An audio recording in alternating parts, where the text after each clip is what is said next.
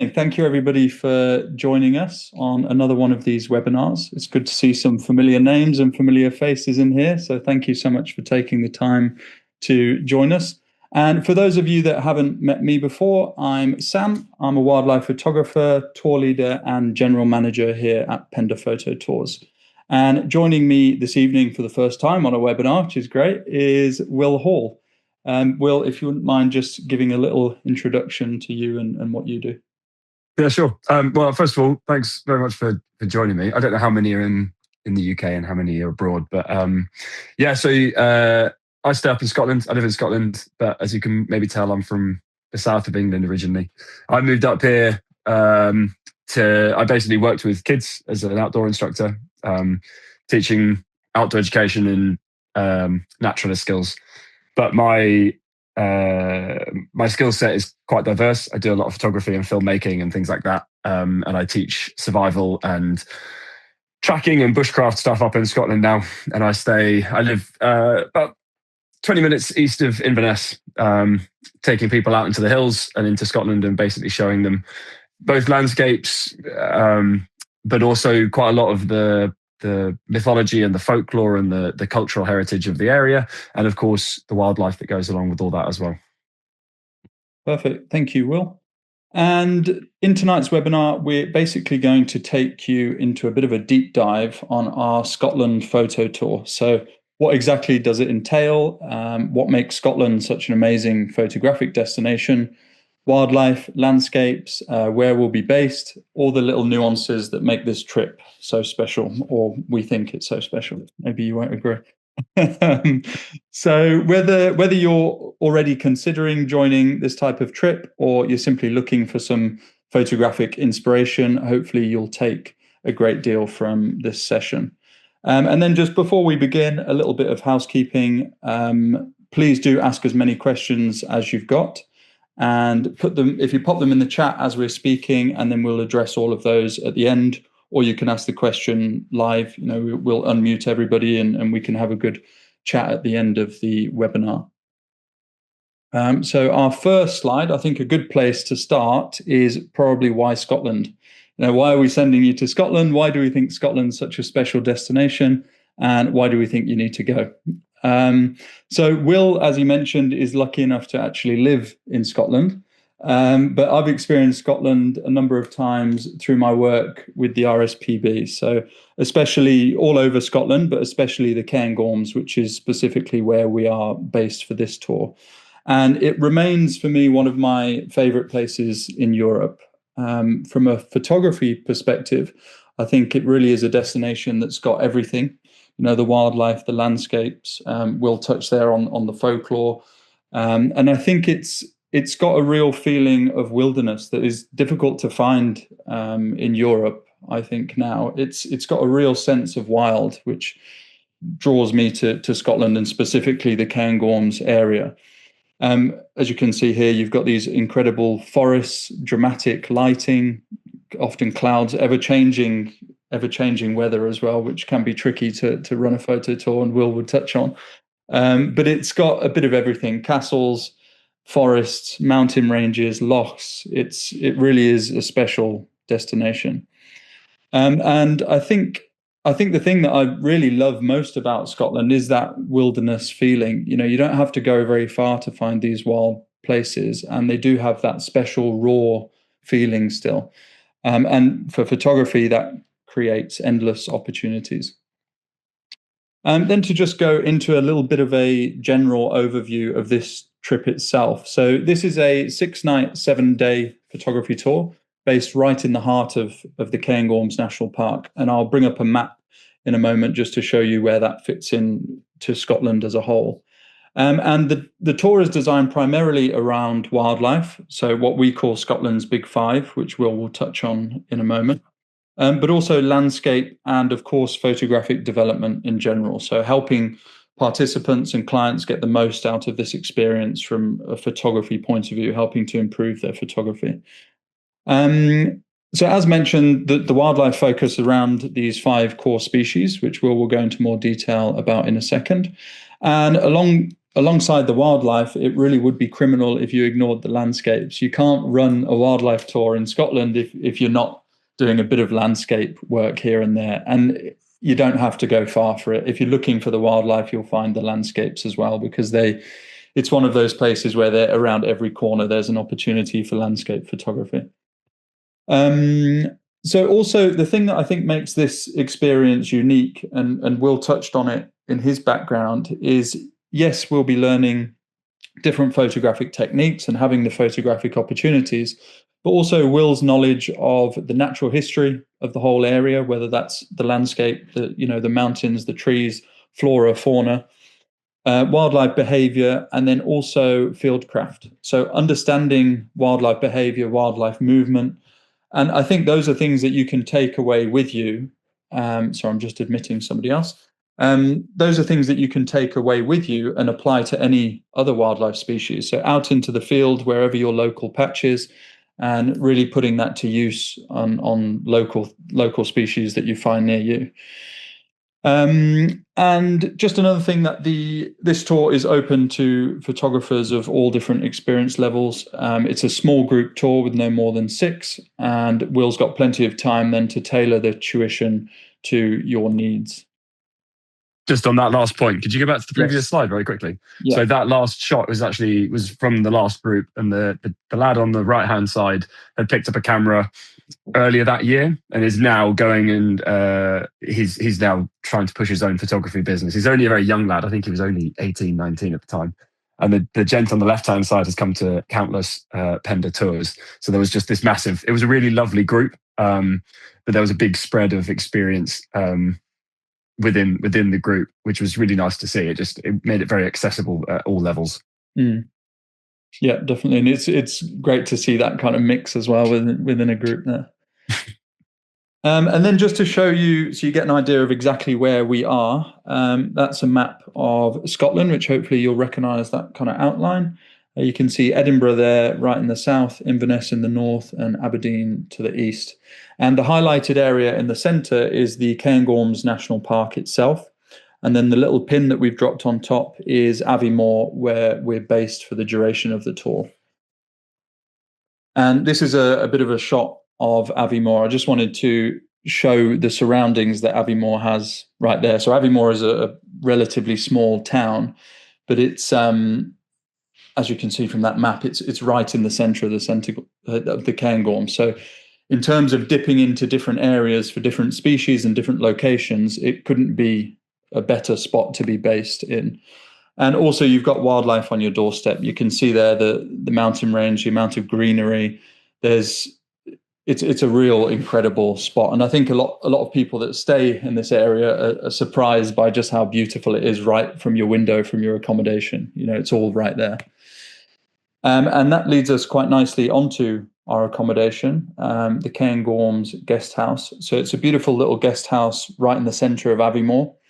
Walking distance. Aviemore is quite a happening little town, actually. There's a lot, especially in the snowboarding and skiing season. There's a lot going on, but there's some really nice restaurants, really nice bars, just a lot of nice things within walking distance. So when we're staying here, in the evening, if clients want to go and walk into the town and go to a nice restaurant or a bar, they can do that. It's really centrally located.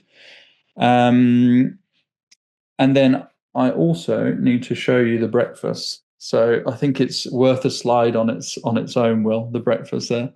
I was going to say a full Scottish breakfast, excuse me, because I think there is a few Scottish items on there, but all locally sourced, all freshly made. So full breakfast or porridge or yogurts, whatever, and served in this beautiful, real light, open, airy restaurant there. And another thing worth mentioning about the accommodation is I haven't got a photo of it actually, but there's also nice open areas to go through images. So image review sessions after sessions out in the field or editing in an evening. It's really a perfect spot to do that in. So we're very lucky. And Mark, the host, is fantastic as well, Will. Really flexible. Yeah, absolutely. I'd not worked with Mark before this year, but he was so accommodating. And because a lot of what we were doing meant that we were going out early or getting back at weird times, he and his staff were just really flexible with when we had meals or preparing us meals out in the field, giving us access to kind of back rooms that we can go through images and doing a bit of editing afterwards. And what you mentioned there about being able to nip down the road to go for food, Aviemore was built, a bit of history about it. When the railway came through to Scotland, Aviemore became the tourist town. So it's always been the adventure training, the adventurous spot for Scotland. So everyone that's coming through on the train there tends to be going up the mountains. And so there's just a multitude of eateries, bars, pubs, restaurants, activities. Not necessarily that we'll have a huge amount of time to do those extra things, but we went out for a meal, I think twice with the group as a whole while we were there. There's a really nice pub about 200 meters from where the accommodation is, called the Winking Owl, which has got a lot of history to it and is covered in mountaineering equipment all through the ceilings and stuff like that. It's brilliant. Amazing. And then on to what we like to call the Scotland's Big Five. So there's the wildlife element of this tour kind of revolves around these 5 key species that I think define the Cairngorms area. Will, if you wouldn't mind just taking us through what those are and a little bit about each of them. Yeah, so we talked about the kind of term Scotland's Big Five, and to be honest, we could add plenty of other animals within that. I think we wanted to try and make it as accessible and realistic, whilst also being true to what I think of as the iconic species for those that might be coming to visit the area. Because yes, we have things like white-tailed eagles and golden eagles, but in the Cairngorms specifically, it's quite rare that we spot them. One of the locations that we go to see the mountain hare, which I think is the first image, is known as Raptor Valley. So it's really good. We go there to see the mountain hare, but it's a really good spot to see raptors. So we see goshawks, white-tailed eagles, golden eagles, sparrowhawks, buzzards, kestrels. Like it's really, really impressive. It's an amazing valley that was carved out 250 million years ago by glacial movement. So it's this U-shaped valley that's relatively gentle slopes, and it seems to be a real stronghold for these mountain hare. So in the UK, we have 2 species of hare. One was brought over by the Romans 2,000 years ago, and that's the brown hare. That's really common. But we also have the mountain hare, which is our native species.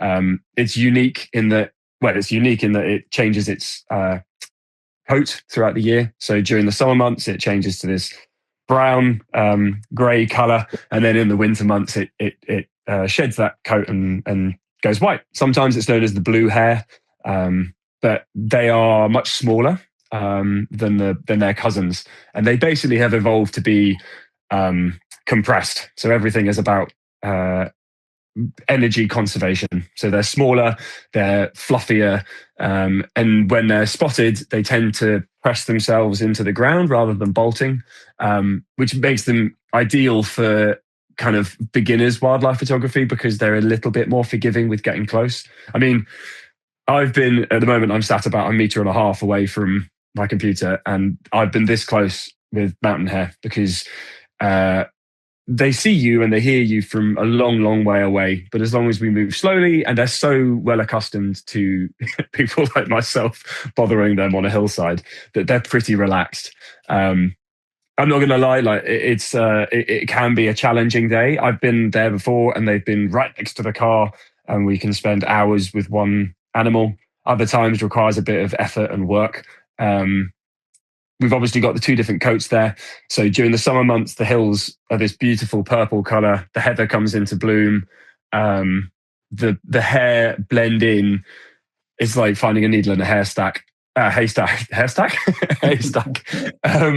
But I use a thermal scope for a lot of the work that I do, particularly in winter. The summer months are much harder for me to try and track them because the ground is much warmer, so they don't stick out quite as much.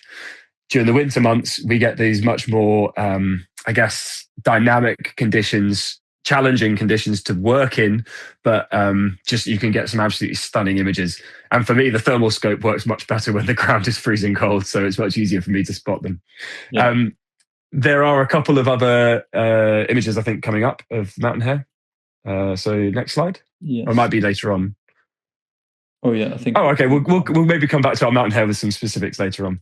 Okay. The second of our kind of iconic species, the red squirrel. So very brief history on red squirrels. 1870, grey squirrels were brought over from the US, and they were brought into a couple of locations around the UK. And then because we didn't have many natural predators, they just kind of spread all over the place, and they outcompeted the red squirrels.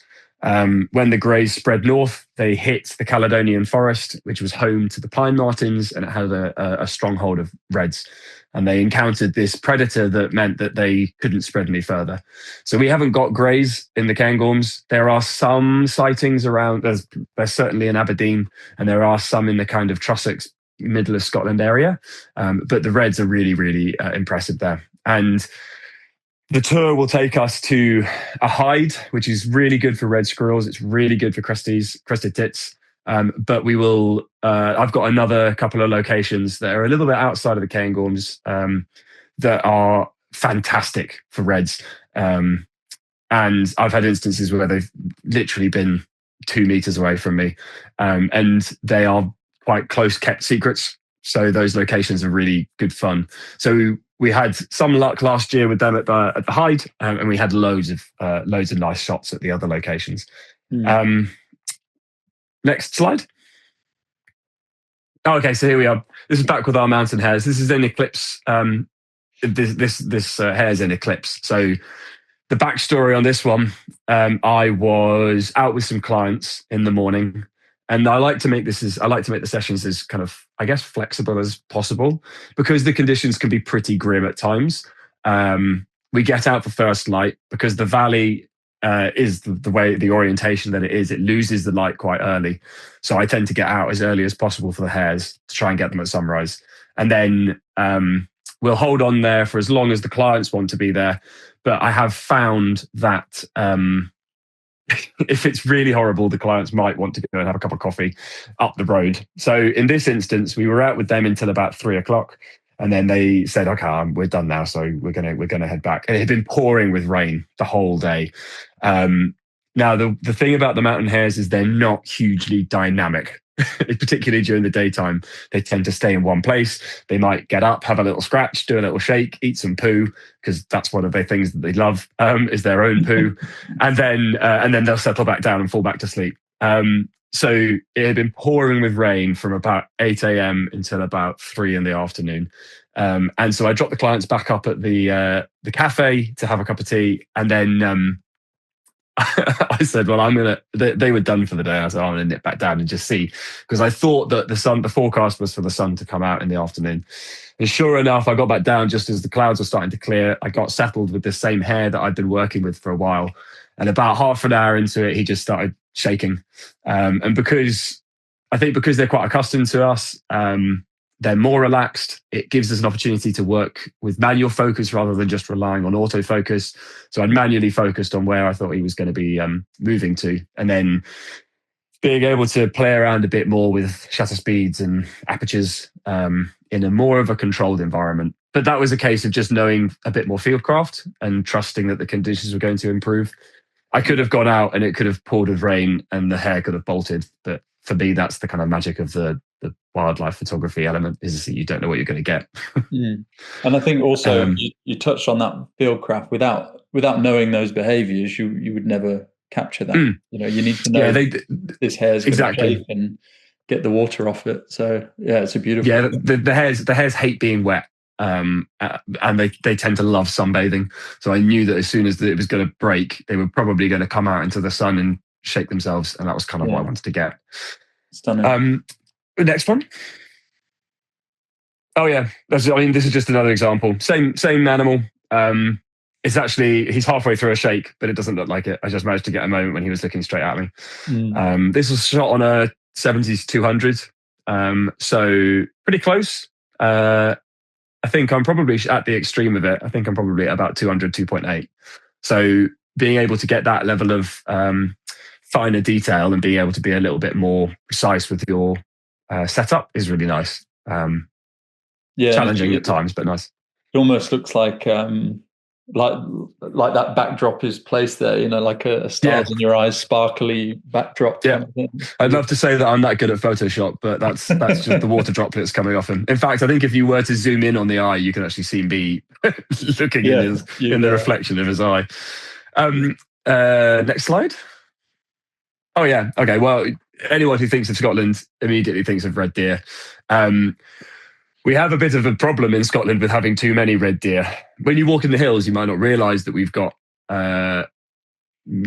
hundreds of thousands of red deer. And we have so many because we haven't got any natural predators for them, so they've kind of boomed. That compounded with the fact that a lot of the estates bred deer for shooting and for things like that. So there are lots of reds. In January, they've just finished their rut. But the males will still have their antlers. In August, they tend to change their behaviors a little bit. So they tend to move up into the more open areas higher up on the hills to feed. Whereas during the winter months, when the tops of the mountains freeze, they can't feed high up, so they come down a bit lower. The unique thing about Scotland is that the red deer is naturally a woodland species, so it tends to live in forests. But because we've removed all the natural predators in Scotland, they've evolved, or they've learnt that it's safe for them to be out in the open. So we can get pretty close. It's harder than if you were to go to, say, the London parks, and you can just walk up to a red deer and snap a shot. So really what we're getting with the red deer is deer in landscape. I think there are probably some images later on looking at deer in landscape, but for me, that's the joy of it, is rather than getting some super close portrait image of a stag, you're being able to appreciate just the world that these guys live in. And I think that's also, just to reiterate what you said, that's what makes it special, right? Seeing a deer is special, but seeing a deer in that landscape takes it to another level. So yeah, having the opportunity to shoot wider and include that is amazing. Yeah, and in the trip, sorry, just to go back on that red deer, on the trip we have one morning where we go out for the reds. They tend to come at nighttime, they come down into the valleys, and then when day breaks, they go back up again. So there are a few valleys that I know quite well that we can go and explore. It's just luck of the draw. We had one day which we went out to go and get reds, and we saw very, very few. And then on a different day, we were going to shoot landscapes, and we were just falling over red deer in the morning. So it is, it's always that trade-off, and that's the risk you take. And it means that we're working in low light, early in the mornings. But that's the fun of it. We can get silhouette shots. We can play a bit more with the light and the landscape. And we get to go to some of the best mountain ranges really in the whole of the UK to get the Red Deer Day is great because we just get to go and play around in some impressive hills. Beautiful.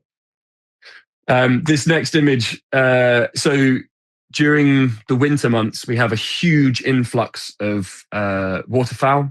So these are barnacle geese over on the west coast, to be honest, if I'm being totally honest on this image. This is from the west coast. But just north of where we are based out of in the Cairngorms is a big estuary called the Findhorn Estuary.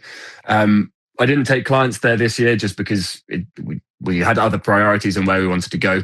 But there are about 50,000 to 75,000 pink-footed and grey-lag geese that come down in these huge skeins, huge flocks into Findhorn.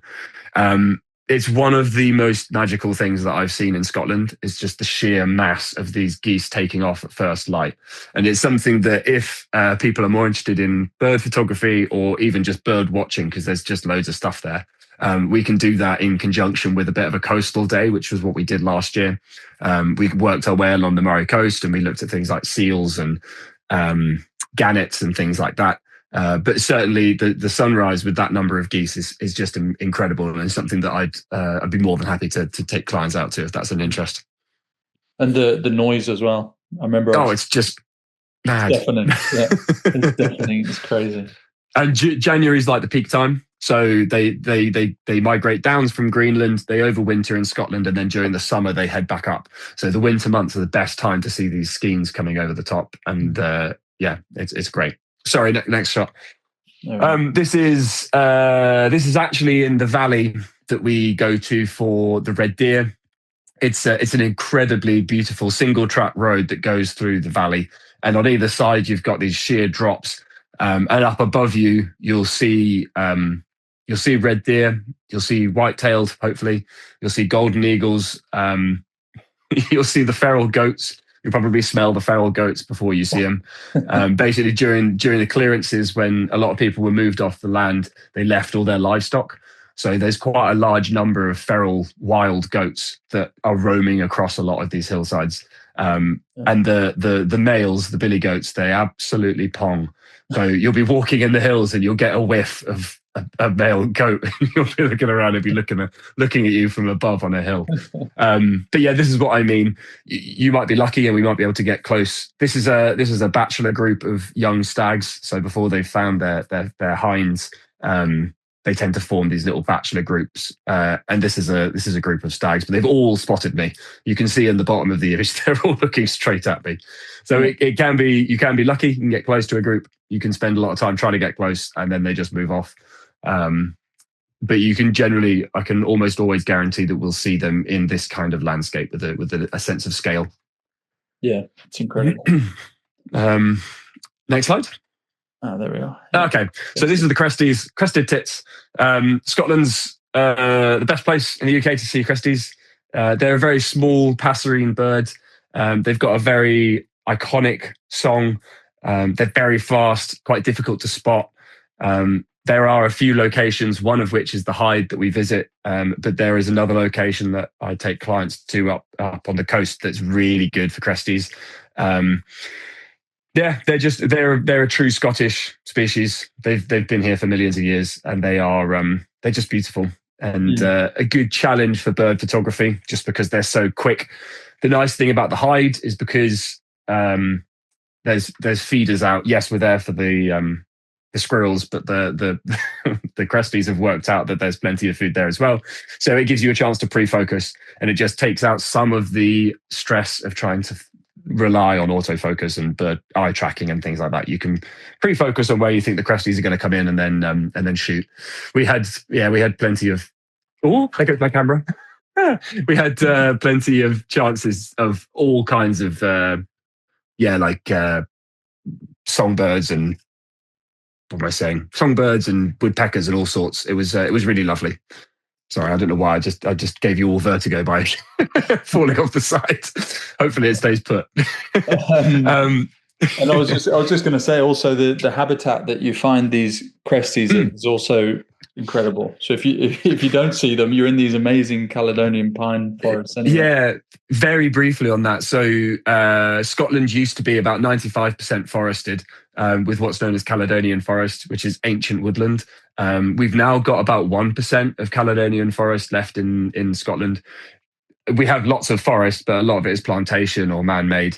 The Cairngorms is the best place in all of Scotland to see Caledonian forest and ancient woodland.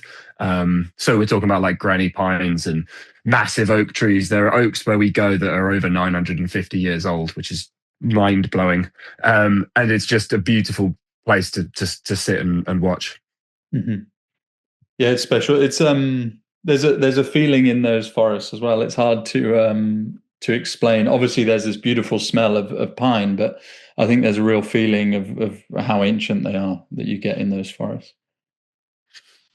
Next slide. Okay, I've included this one as a nice to have. Where we go along the Moray coast, there's actually a lot of otters. There's a lot of otter activity at one of the locations we go to for red squirrels. There's a loch there called Loch Spiny. There are 7 otters on that one very small loch at the moment. They did see them last year. They were on the far side of the loch. I've had instances where the otters have come right up to the hide. It's one of these ones. This is why we haven't included it in our big 5, because I can't reliably confirm that we'll see it. It's a lovely one if we can spot it. The Eurasian river otter is our only otter species in the UK, and if we're in the right place, right time, we can see them, whether it's on the coast or on the loch. yeah, it's a magic moment if we can see one of our very few mustelid predators. And they're fairly. I actually haven't seen otters in the UK. I've seen them elsewhere, but my understanding is they're fairly confident and fairly relaxed around people as well in that area. Well, yeah. If we see them, they don't really care about people so much. Particularly, I mean, this is more like if we're looking on the west coast. There are some really good spots. But the ones that I've seen at Spiny that have come right up, they can see us. They're not fussed. They know we're not a threat.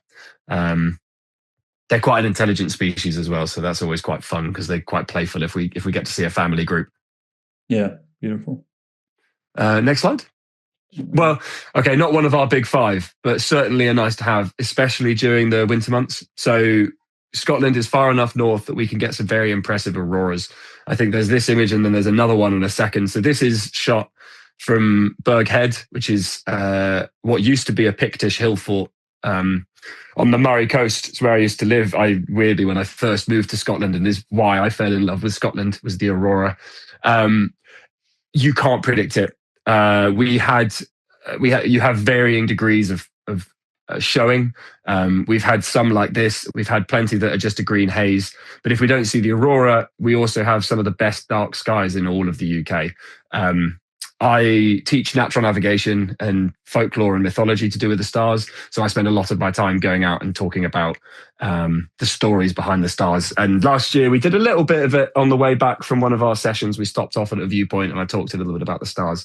But if astro is your kind of thing, you really can't beat Scotland for it.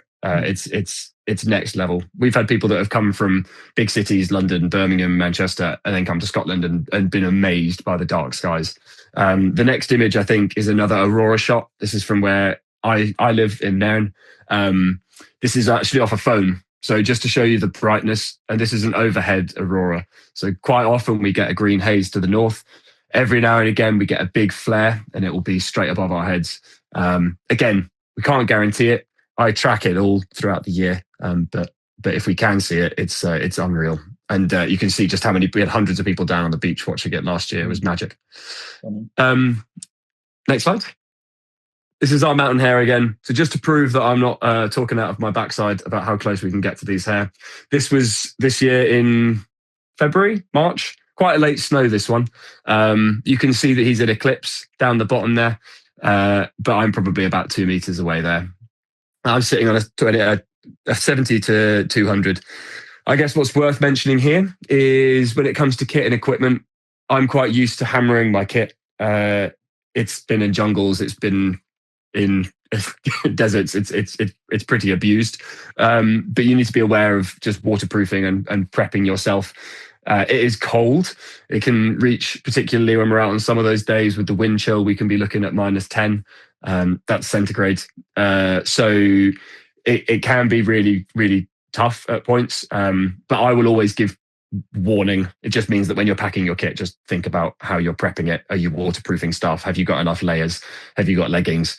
The nice thing is, because you're in Avonmore, if you have forgotten anything, there are about 15 different outdoors shops to get every bit of kit that you might want to get. Yeah. And pubs the next, as well. Oh yeah, to warm up afterwards. So this is more of an example of the kind of shots that we get in January, February. Again, this is through kind of tuition. Basically, we can dig ourselves a small hole. We can manufacture, and I've never heard this when it comes with other people. I've always called it dingle, which is like foreground bokeh. But you can manufacture that foreground blur by digging in and then bedding a little bit lower. Because we can play around a little bit more with the mountain hares, it gives us a chance to try these different things. The challenge with them is that the light's always changing. The conditions are always changing, so it is difficult, but you can get some stunning shots if you have the right conditions and the right skill set. Yeah, I think we might have. Again, I was just going to say, it looks almost like studio, right? You've got this stunning white. That's. Yeah. I think what I've done there. The image is pretty much as is. I think I've tweaked the highlights, but I haven't blurred anything. I haven't photoshopped it. That's just as is, really. Yeah, stunning. Worth getting cold, hopefully. This is a bit more, perhaps more what we might be expecting. If we get a snow flurry, the hares, they don't like to be facing into the wind, so they tend to sit on the leeward side of the hill. Unhelpfully for us, that tends to be on the north side of the hill, which means that we're often shooting into the light. We might have to be moving around on a slope, but I'm with the clients at every step of the way, and I basically advise when to move forwards, when to stop, when to wait. But I'm also dictated by what the clients want to do. So if guests want to stay with one particular animal, we can do. If they want to go off and try and find other ones, they can do. I always advise to stay with the animal for about half an hour to an hour each time, because a lot of the time people see a mountain hare and then it sits still and nothing really happens. But the fleeting moments of shaking or scratching or feeding can be over in less than a minute. So it does require a bit of patience to get the nice shots, but definitely worth it. Next slide. Ptarmigan. So ptarmigan is a challenging one.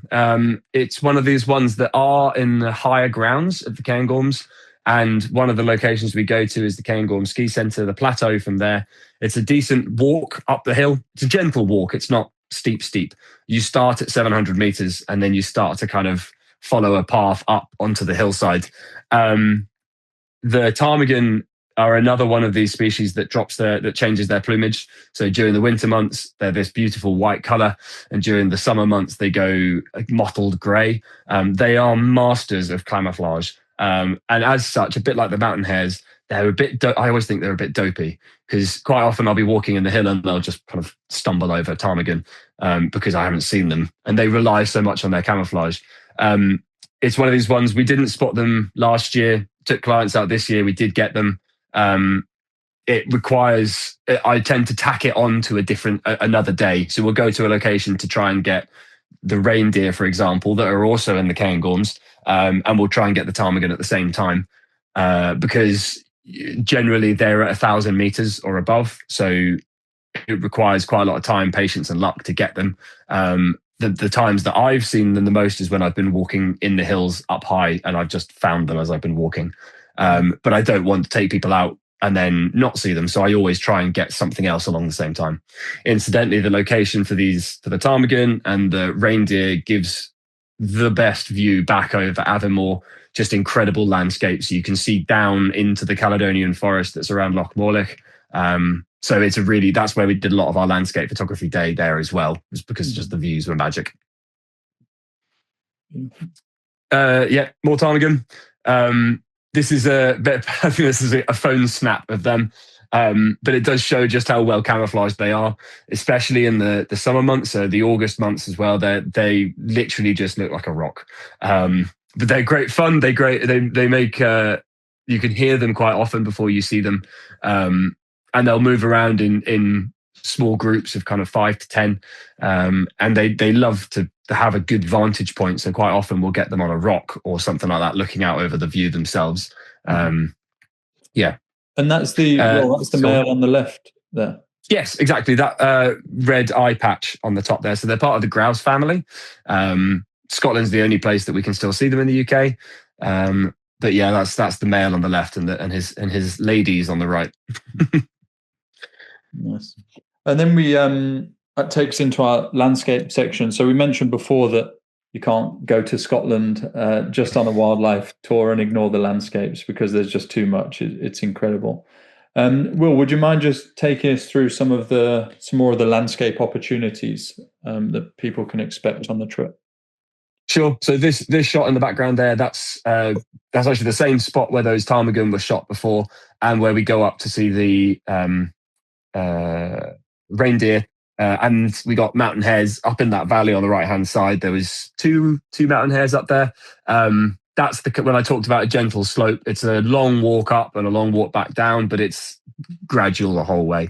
And you're looking up into this valley, and behind us, I don't think the image is there, but behind us is Aviemore, and the great big bowl of that.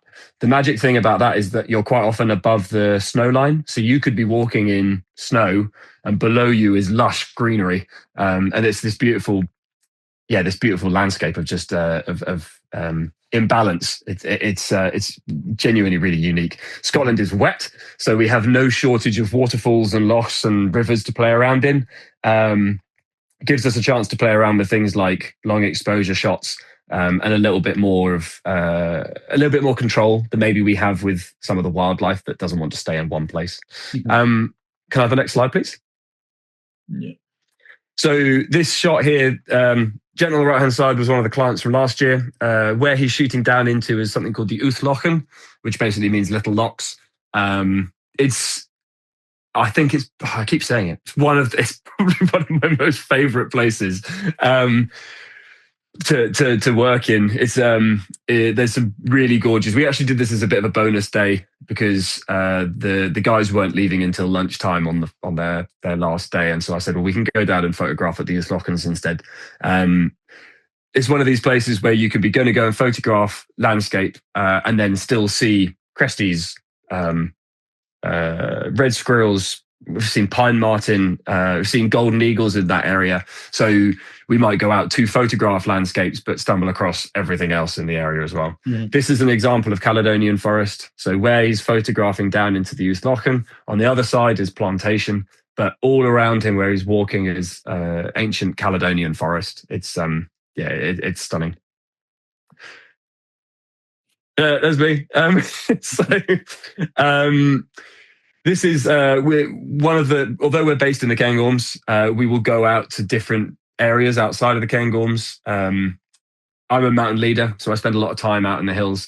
This is when I was doing the Great Glen Way, which is the walk that goes from Fort William all the way through to Inverness and follows the Great Glen. That's Loch Ness down below us. And we will spend time in that area as well as we drive through. I can take clients as high or as low as they want to go, but whether you're at sea level or if you're feeling confident and want to do a bit of a hike, we can get some more vantage points above.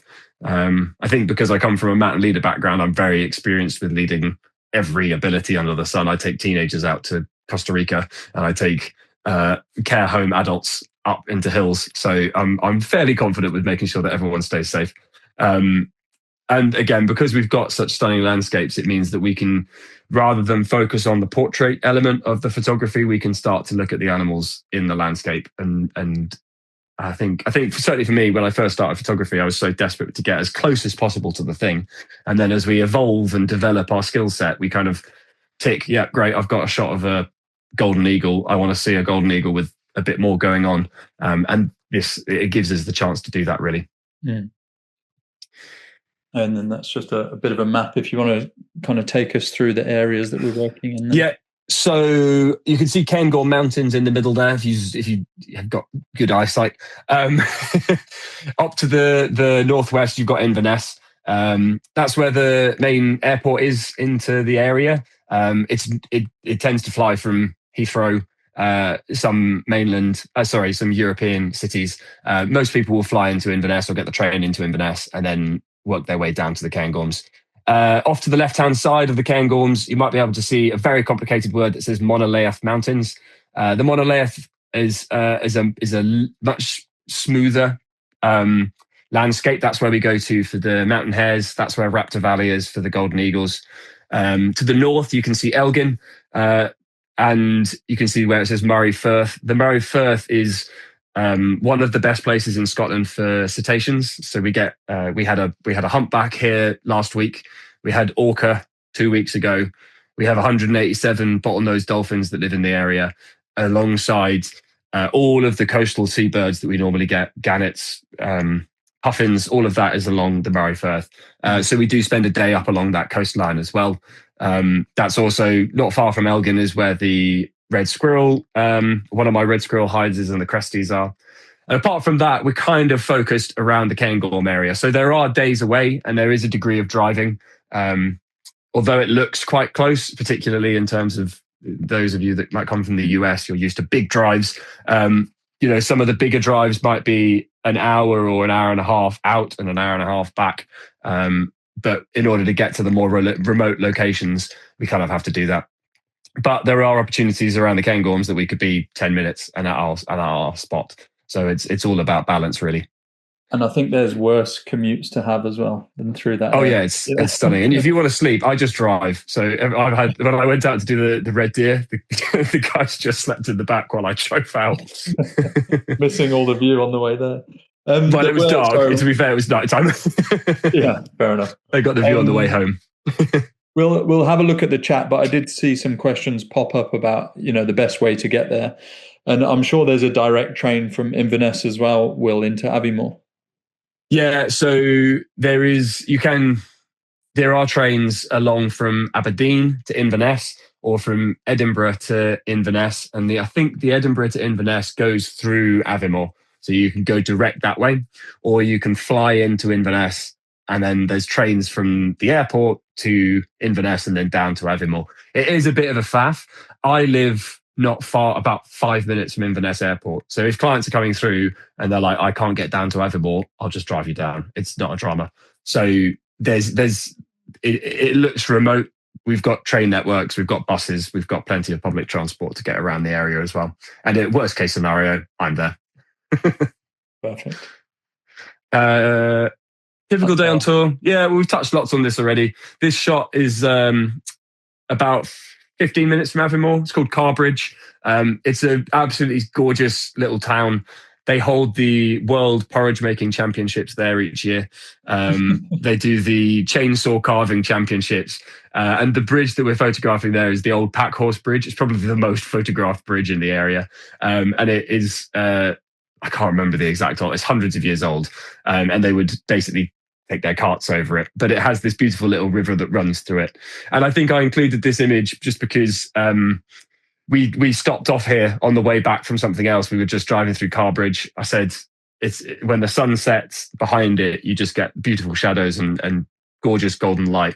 So we just stopped off on the way home. And that's kind of why a typical day on tour is quite difficult to explain, I guess, because every day will be different. We'll have a schedule of a nice to have, but I will look at what the conditions are looking like, what species are showing well, where we might be going on the way, and it will be a bit of a movable feast.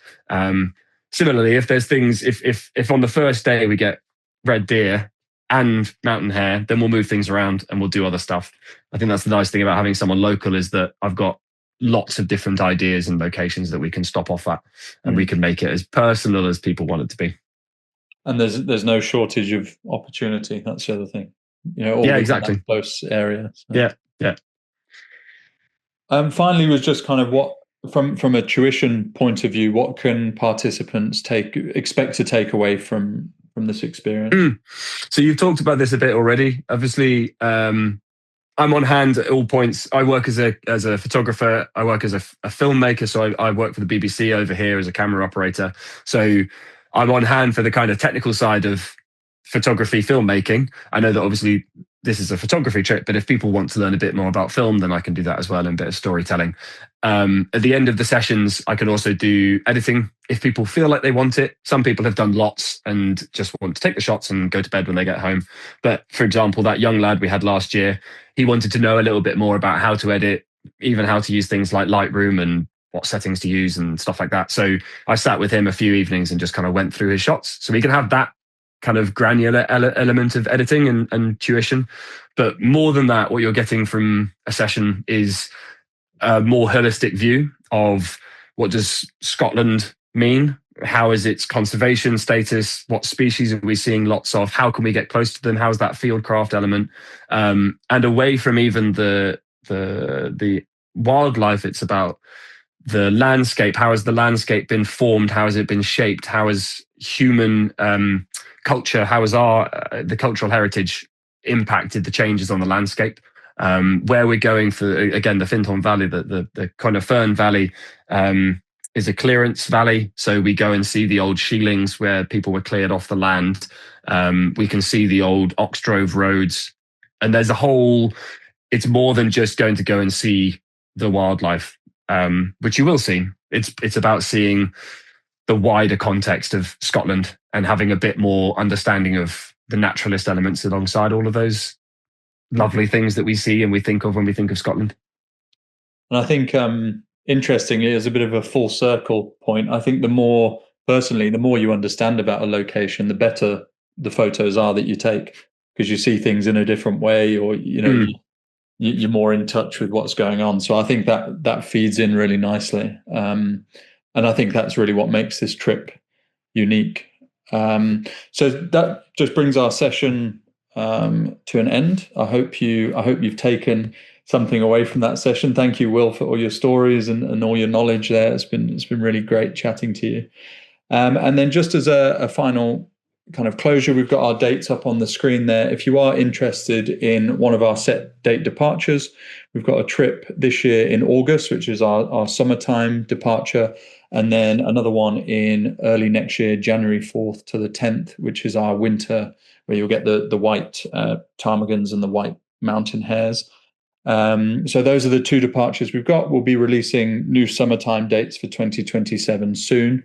And if you've got, the other thing is we can also do a completely custom tour. So, if you're a solo traveler and you want something very specific, we can pull that together for you. Or likewise, if you're a group of 3 or 4 friends who want to go but can't make these dates, then we can also make something work there as well. So if you've got any questions about the tours or want to inquire, the email address and WhatsApp number are just on the screen there.